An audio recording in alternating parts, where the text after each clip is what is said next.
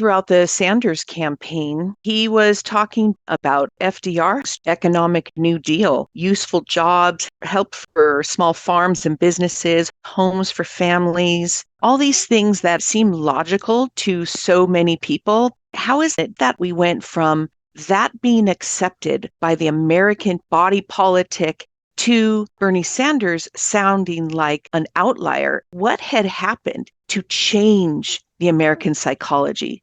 HUAC is the House on Un-American Activities Committee that basically was putting progressives on trial. Well, we're going to now put you back on trial and hear the voice of the people today. At our in-person Cold War Truth Commission, Marx wasn't anti-capitalist. He was post-capitalist. We're moving on to something different, much more human-based. And if we come at the world at that perspective, war is not an option, only cooperation. So we need to shift our economy and defund the military and refund our societies.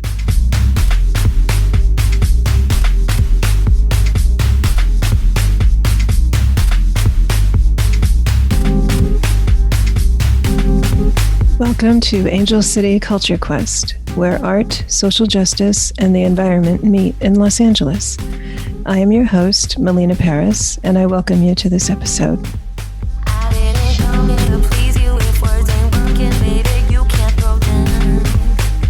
Hello, everybody, and welcome to Angel City Culture Quest. Today, we have a very special guest, Rachel Bruhnke. She is an editor of a new book titled Cold War Truth Commission: Putting the U.S. Cold War on Trial, a project of testimony, education, and action. Hi, Rachel. I'm so happy to have you here today. How are you? Hi, great. Thanks so much.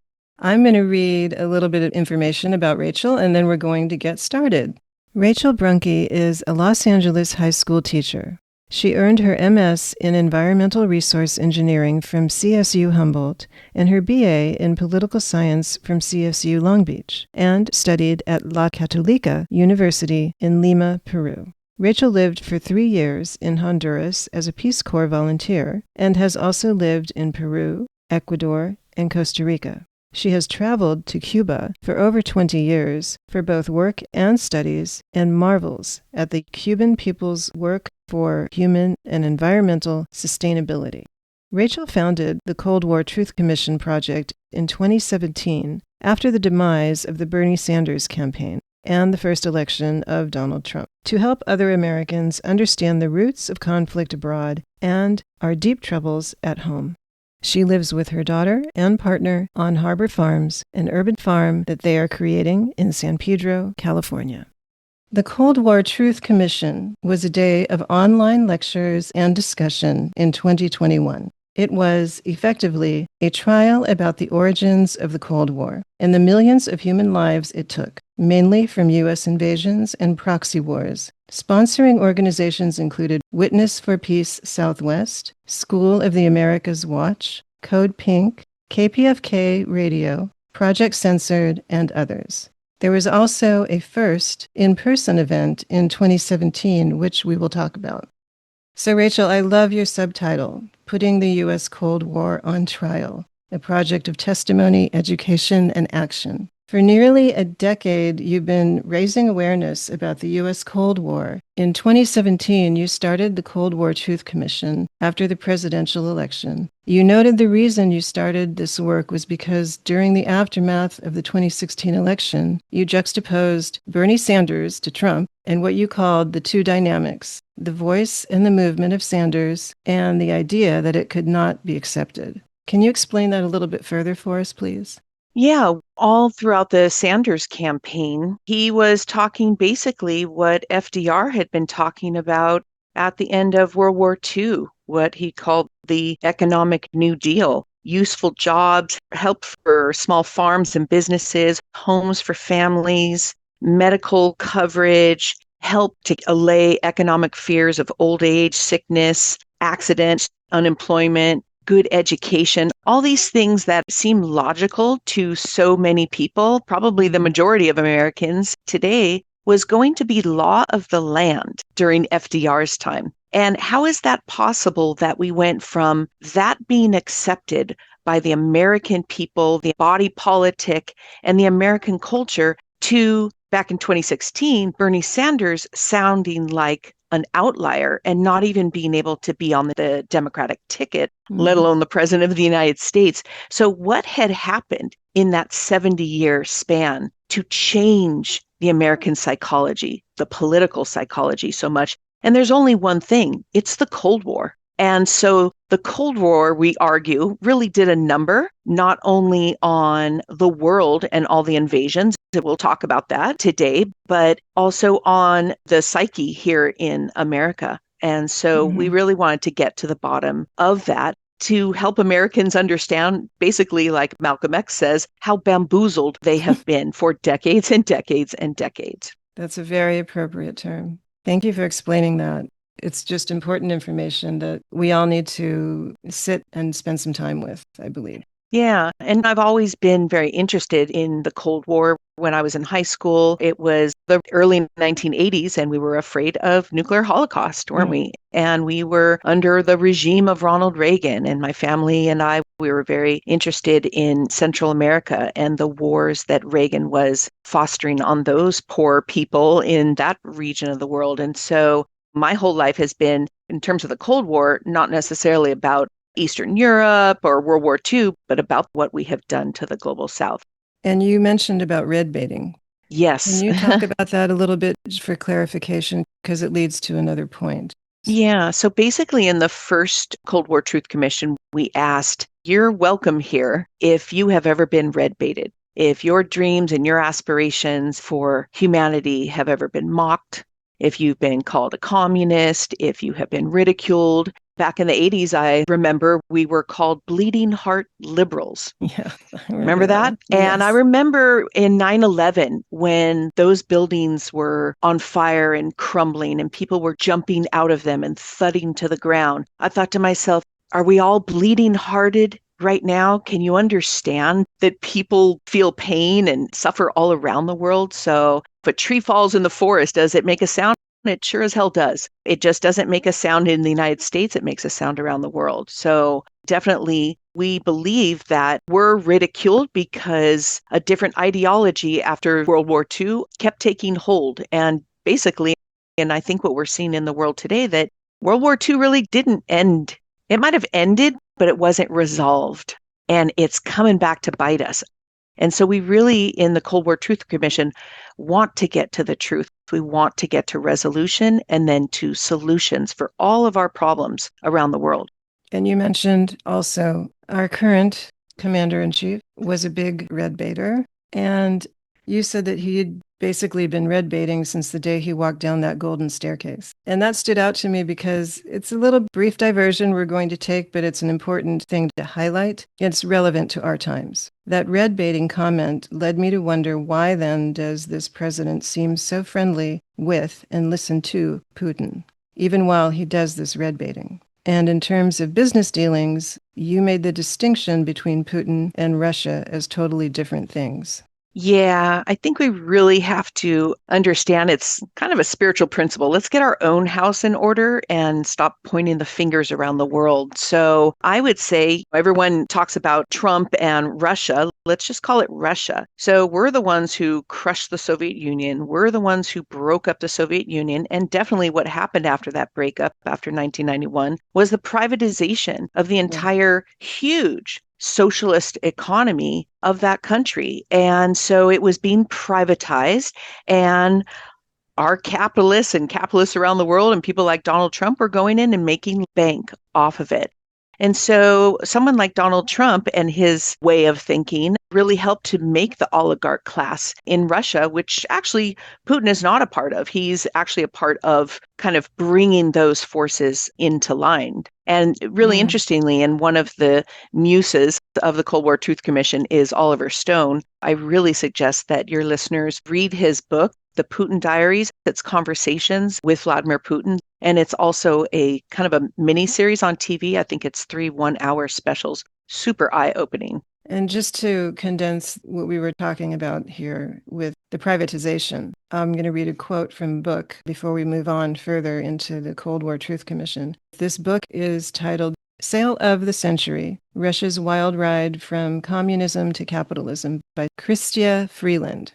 The author wrote, privatization facilitated the transfer of significant wealth to a relatively small group of business oligarchs and new Russians, particularly natural gas and oil executives. This economic transition has been described as katastroika. I don't have the Russian accent, but katastroika, which is a combination of catastrophe and the term perestroika, and the most cataclysmic peacetime economic collapse of an industrial country in history.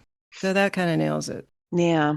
Well, interesting that the word catastrophe is in there. If we don't understand Russia's catastrophe, their katastroika, then we don't understand what they're going through.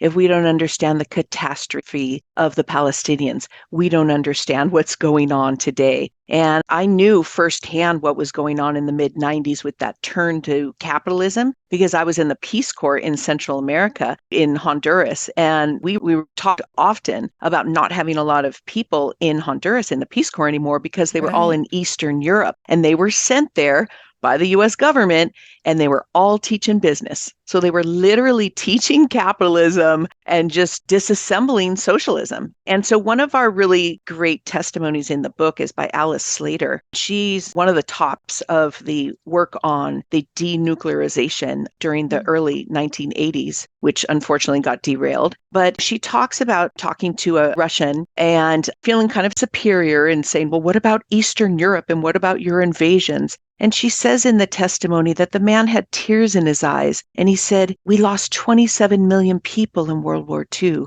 on the Eastern Front. He said we had to protect our borders. So if you understand the first Cold War and how unfair we believe that even the beginning was, then maybe we can understand today that Russia again is acting in fear of its borders with Europe, a vital perspective. Yeah. And I encourage people to read that testimony by Alice in the book. So, your book is made up of 54 testimonies that took place during the webinar. And you mentioned 4 or 5 of those are directly related to Latin America. Each testimony follows with your brief remarks in response and often additional bits of information connecting these events to what we've seen happen both historically and now around the world in terms of the effects of the U.S. Cold War. Please tell us what led you to this book.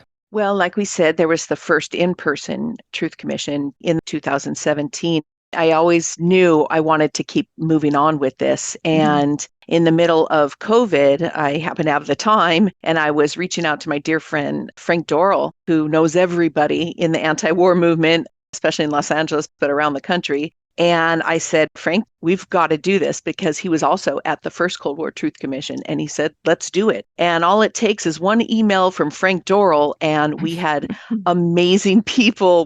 Within 48 hours, we had Daniel Ellsberg, we had Michael Mirapol, who was the eldest son of Julius and Ethel Rosenberg, said they'd come on. We had Medea Benjamin, we had Norman Solomon.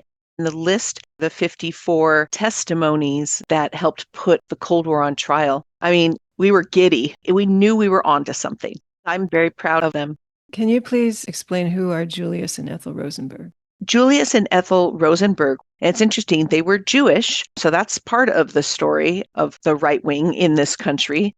They were executed for giving nuclear information to the Soviet Union. Recently, the past several years, the 2 boys, their sons, have been trying to exonerate their mom, Ethel Rosenberg, saying that she was not a part of this. But a lot of the logic is that even Oppenheimer regretted the bomb. Einstein didn't agree with the bomb. And we saw where the United States was heading already with the military-industrial complex, with the dropping of the bomb and then the beginning of the Cold War.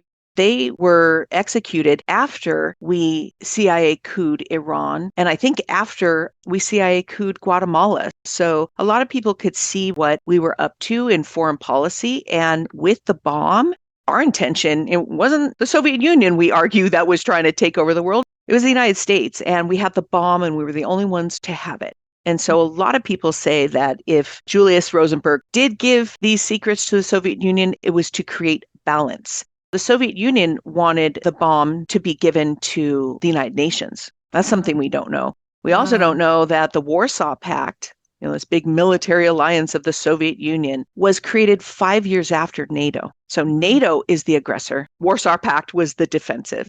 Wow. Chronology is very important in these things. What came first? How many people total tuned into the webinar?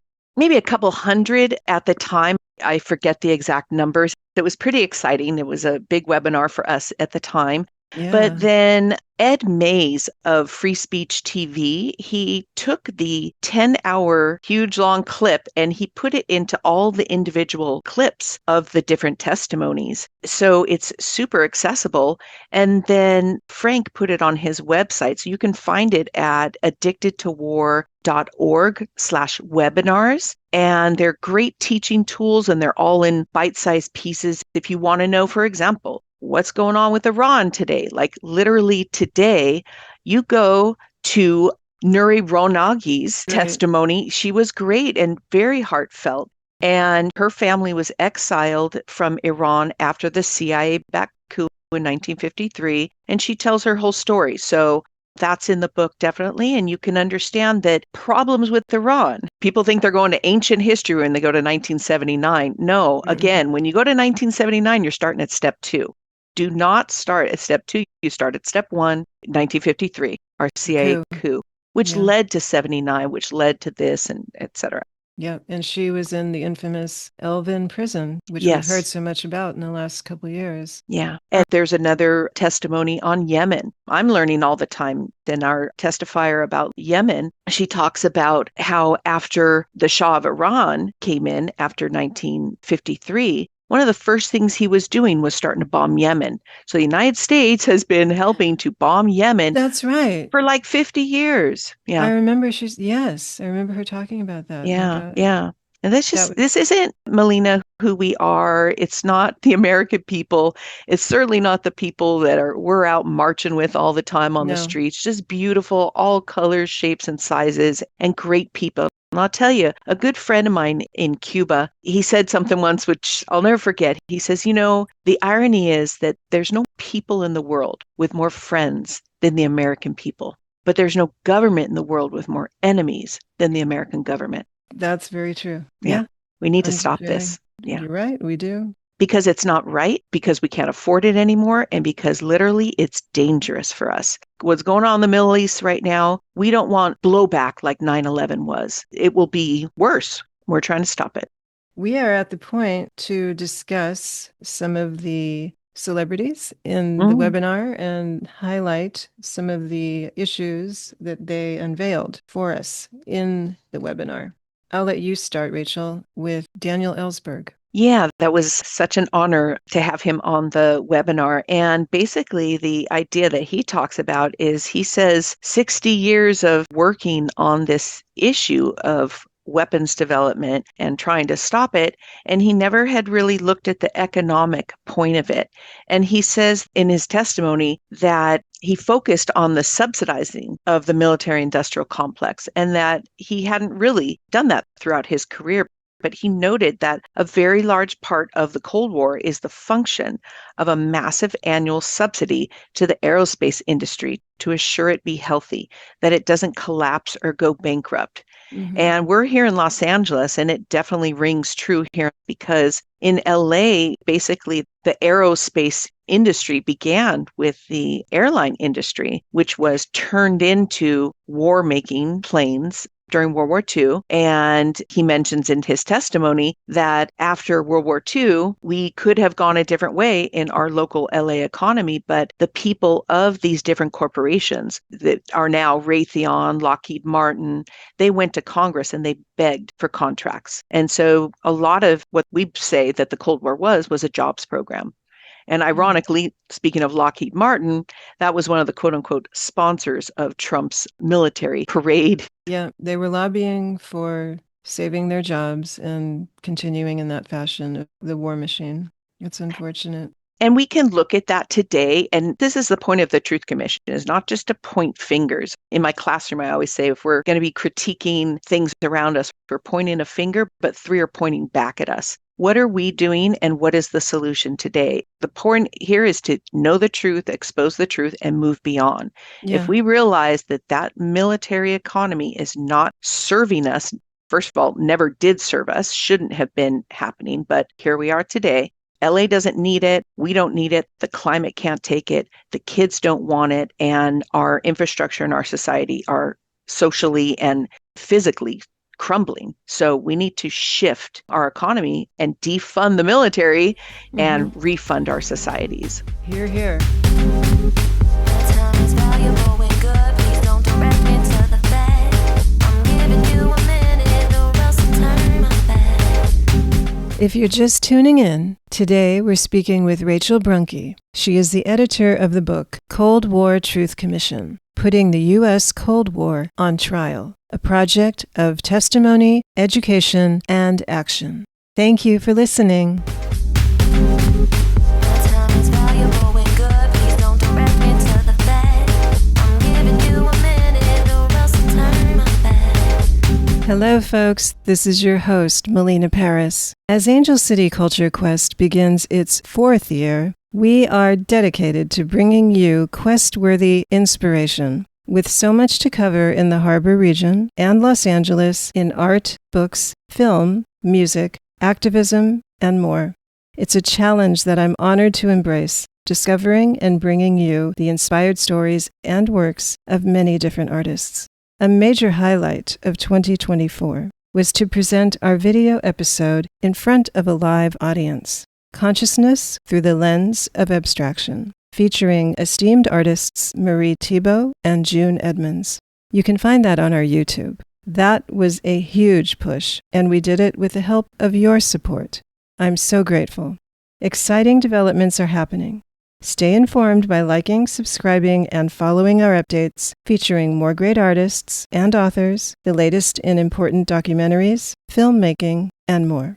And if you're able, please join me in this quest with your support. Think of it as a cultural tip jar.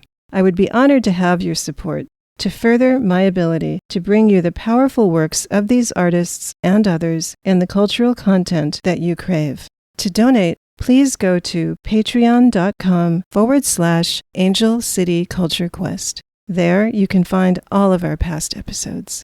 Thank you. Time is valuable when good. Please don't direct me to the fact. I'm giving you a minute or else I'll turn my back. The next testimonial I'd like to mention is Mickey Huff of Project Censored. Huff's subject was on censoring the truth of the U.S. Cold War, and he said, journalism needs to get it right the first time.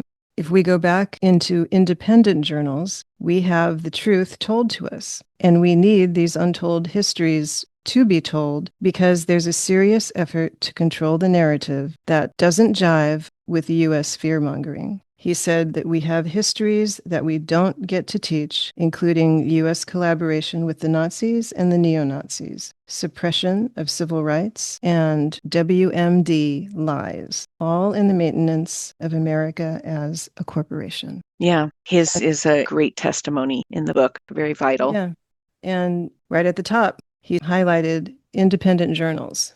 And I will make a plug for Random Lengths as an independent journal. And these are important journals, and they're around the country, but we're losing them quickly to mergers. So we have to support our local papers all around the country, all around the world, because that's where you get the truth. Yeah. And speaking of the Cold War, it's been 100 years since all the socialist journals around the country were shut down and persecuted by Woodrow Wilson to get us into World War I also. Wow. And that was part of the first Red Scare in the 1920s. So Wow. It's been a 100-year battle, and I wish you and Random Lengths well. Thank you. So we have a local person. I'll let you continue with Marcy. Yeah. And I'll mention Marcy and then a couple of others. So Marcy Winograd, she's the coordinator of Code Pink Congress, and she's a former congressional peace candidate also. And she talked about the Cold War in the U.S. classrooms. And she talked about how while going to school during the 1960s, that students were never taught about the cost of war.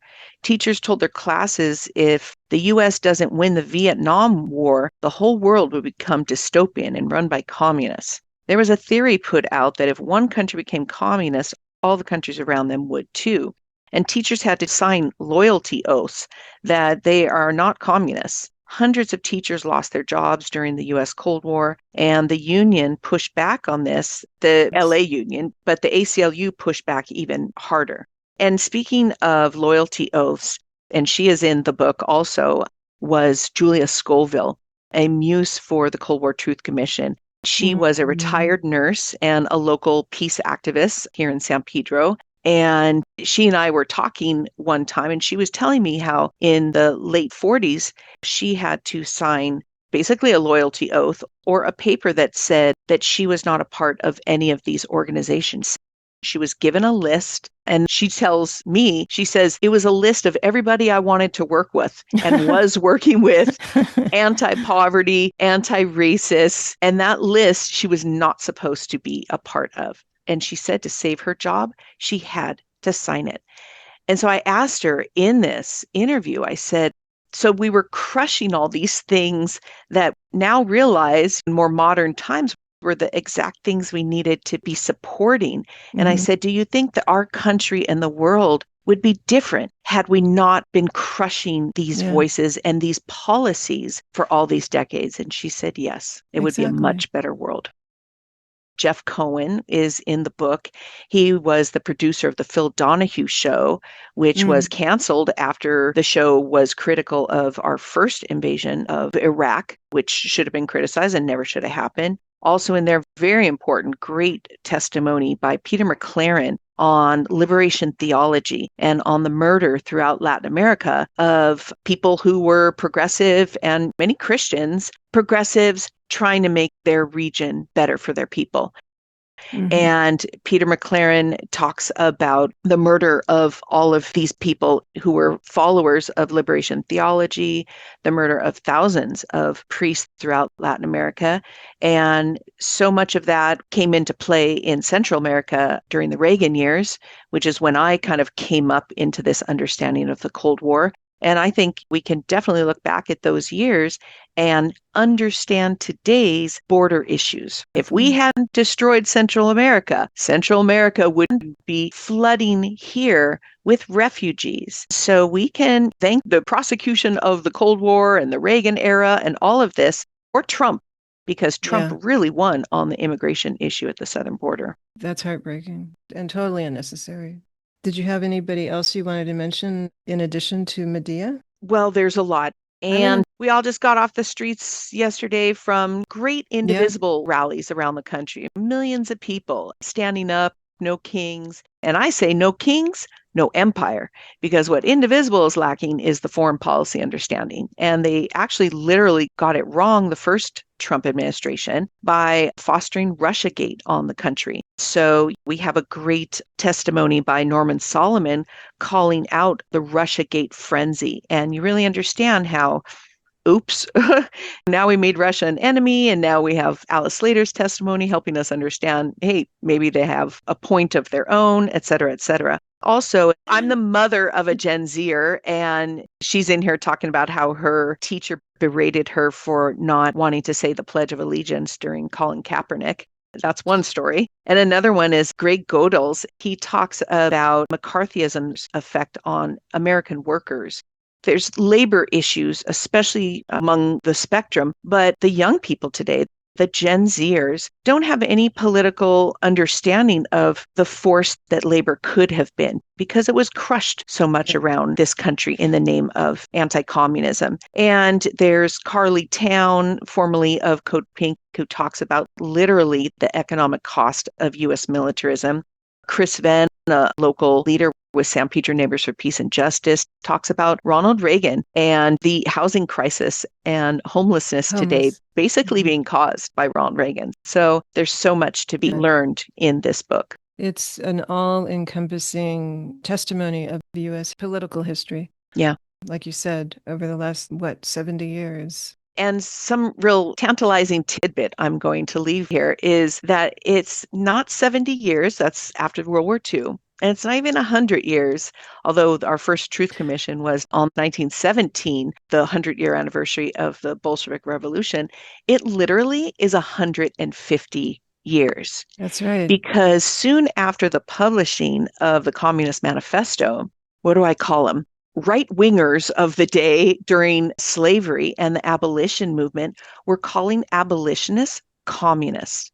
That's astonishing. When you Mm. said that, I was amazed. I mean, it stands to reason that, yeah, those kind of comments would come out of people from whatever the so-called right wing in that day was, but it makes sense on one Slaveholders. level. That's who they Thank you. were. Thank you. Yeah, that's it. It makes sense though, but it was amazing to hear that. Shocking. Yes. Yeah. And that just takes you to a whole different level of, oh, what is this really about? And I don't know if you've been red baited, but I've personally been red baited all my life. And I want to turn around to people and say, okay, so if a teacher is a communist who loves kids, if an urban gardener is a communist, if someone who loves peace and someone who wants healthcare for everybody, and et cetera, and housing for everybody, et cetera, if that's a communist, then please pray tell, what is an anti-communist for? Good question. Tell us about Medea. Yeah, so Medea is just such a rock star. She is the co-founder of Code Pink, for those that don't know. For me, one of the largest anti-war organizations in the country, women inspired. And I also knew her at Global Exchange, where I worked in the early 2000s. Then it was her human rights organization up in San Francisco. And it was then that I learned that one of her first jobs was working in Africa in the 1970s with the Food and Agriculture Organization of the United Nations. So in the book, she has a great testimony and basically helps you understand all of Africa. Of course, Medea would do that. But in the 1970s, she talks about the Congo and Patrice Lumumba and the murder of him as the first democratically elected president of the Congo and all that has transpired from then. Also, I would say Thomas Sankara, who was in the 80s, but he was murdered and he was an amazing president of Burkina Faso. And luckily, we have a new president there in Burkina Faso who is like the re-embodiment of Thomas Sankara. So big support for him. But Medea in the 70s was in Mozambique. And she tells a heartbreaking story about the election of President Samora Machel and how the country was electrified by this kind, young, amazing man who had been a nurse, and that he would bring together the people in song and talk about unity in what was called the Frelimo movement. And one of their mottos of the Frelimo movement was each one, teach one. And they were all about coming together, overcoming tribal differences, and farmers and workers and teachers and women and youth all working together for the benefit of the country. Each one, teach one. I mean, that's what we need here in this country. Yeah, exactly. And he died in a quote unquote mysterious plane crash. There was 15 years of civil war, 1 million people dead, and the country turned upside down and run by a dictator of this CIA-backed coup in the name of the Cold War, anti-communism. It's like a broken record. It is a broken record. So you said that while you had all these so-called celebrities doing testimonials, it was never just about the experts, which I think was great. From that point, can you tell us where the book goes from here? Yeah, one of the great things we were proud of in both the online webinar and also the in-person Cold War Truth Commission was that we had common people. We had at our in-person Cold War Truth Commission, we had torture survivors from Guatemala, from the CIA-backed coup against their government there. We had victims of the El Salvadoran diaspora speaking with us, really heartbreaking stories. And so we realized there's stories like this all over the United States. So our intention with the book is to do things like this. I can do it from my home. I'm going to be going around Los Angeles this summer, doing different speaking engagements and also recreating Cold War Truth Commissions. The first one, the live one, it was kind of on trial. I had a gavel, we had a big sign and a big table in front, and people would come up and give testimony. So what we're going to be doing is sort of what we're calling pushing back HUAC. So we're going on a road trip to push back HUAC. And the first kind of big event we want to do is already coordinated for the first weekend in December in San Francisco. And HUAC is the House on Un-American Activities Committee that basically was putting progressives on trial all over America.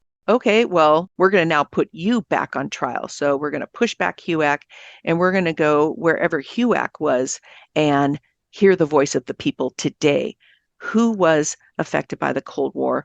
Who has been red baited? Who has been crushed? Who has been victimized? And what do we do about it now? What were your beliefs back then? Anti-racist, anti-poverty, people probably fighting for good education and healthcare, et cetera, et cetera. My name's Rachel. I found out that Rachel Carson was red baited. Okay. Rachel So, Carson. yes. Oh my So, the goodness. same people who are climate deniers today were pollution deniers What's back it? in Rachel Carson's day. And the title is escaping me. Silent Spring. Silent Spring. Thank Yeah. you. Yeah, we Look it should up. have and Look it we up. should have listened. That's the Yeah. thing. People look around, there's chaos today. Okay, we can get out of this, people. First, you need to know the truth. It'll set us free. And secondly, we need to move forward on real solutions. People are afraid of Yeah. revolutionaries. Well, then be a solutionary and move forward on solutions. I like Yeah. that. Solutionary. I'm going to talk about another aspect of the book itself. At the beginning, there are endorsements in the book that highlight its value as a vital educational resource. Contributors praise the Cold War Truth Commission for documenting history with depth and insight, ensuring it serves as an authoritative record for teaching future generations. And you've got a real great endorsement. Let us Yeah, know about that. we were pretty excited in 2017 to have Oliver Stone hear about the Cold War Truth Commission, and he called it a great idea, ideologically right on. So we made sure to put that on the front cover. Yeah. So that was great for us. We want the U.S. Cold War. We need the Cold War to take its rightful place in U.S. history and U.S. understanding. We pretty much understand that we genocided the Native Americans, and that was wrong. That we kidnapped and enslaved African peoples, and that was wrong. The Cold War, the U.S. Cold War, is the third great crime in American history. And we need to start understanding it as such. And when we do, we can understand the world around us right now, all of the wars. Again, we mentioned Iran today and the southern border and on, Russiagate.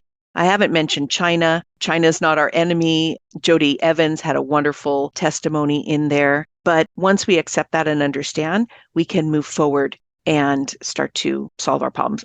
There would never be the wrong time, but it's poignant because we're supporting another genocide right now in Palestine. Yeah. And it's a symptom of this Cold War mindset.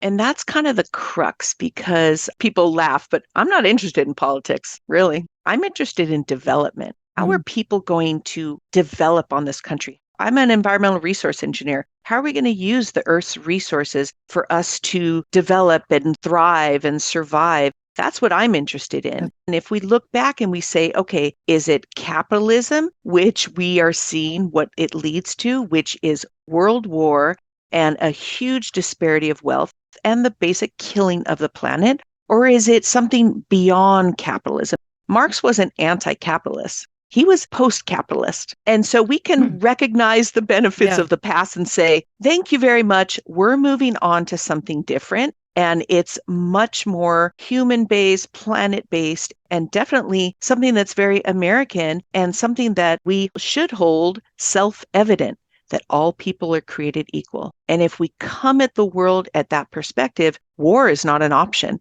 only cooperation. Hear, hear. Mhm. Thank you. Thank you, Rachel. Thank you. That's a wonderful way to close.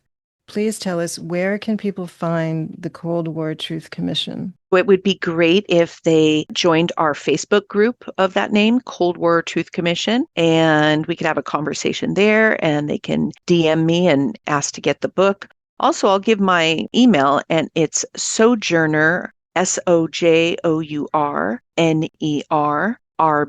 for Rachel Bruhnke at yahoo.com. And they can check out the amazing webinar in all its beautiful pieces at www.addictedtowar.org/webinars, and it'll come right up.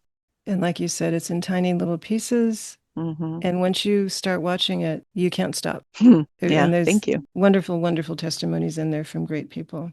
Thank you, Rachel Bruhnke. I really appreciate you being here today and sharing your book with us and the webinar and the whole experience about this and teaching people.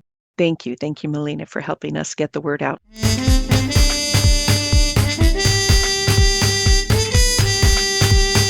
Thank you for listening. If you enjoyed the show, please rate and recommend on iTunes, Spotify, or wherever you get your podcasts.